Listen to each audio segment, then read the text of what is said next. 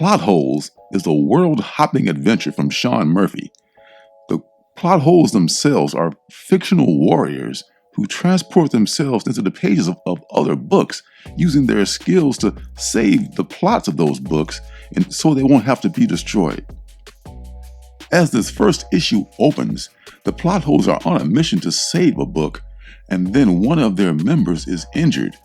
They hurry back to their headquarters, but he cannot be saved.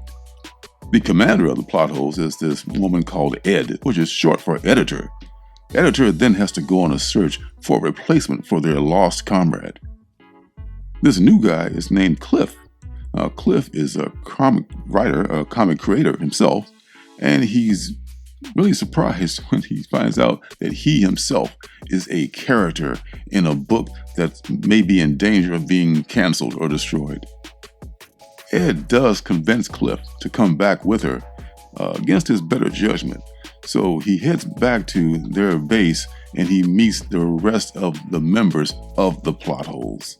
Among those members are a gay, shape-shifting tiger, a sword-wielding vampire from a romance novel, a foul-mouthed, racist little kid named Kevin, and, of course, Johnny Manga.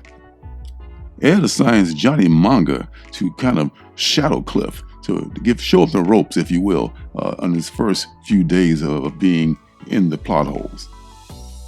That gives us a chance to examine Johnny's past as well. Johnny comes from this manga, of course, reality, where he had a village. He was in charge of this mech that protected the village. But when the time came for him to protect the village, he failed and his book was canceled. But he was saved by Ed. Cliff's initiation is going pretty well. But then Ed calls it to everyone's attention that a bunch of books have been corrupted by these worms that they brought back from their last mission. You see, the plot holes have to save more books than they destroy.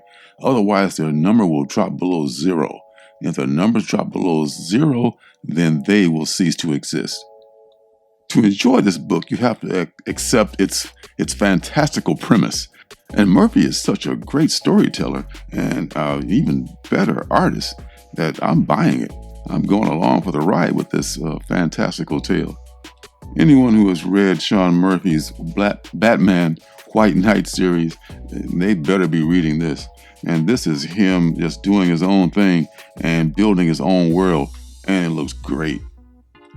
Even though the White Knight series is an Elseworlds, here Murphy's just free from any kind of restraints, from any kind of pre-existing intellectual property. He can just go wild, and I'm really excited to see where he's going with this.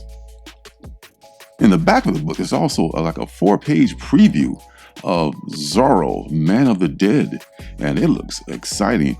He's going to be crowdsourcing this on Kickstarter pretty soon. I'll look out for that as well.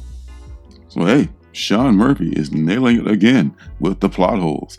This was almost a penultimate book, but it was just edged out by The Devil's Cut. But those are both very worthy projects. So that's going to do it for this Indie Comics review.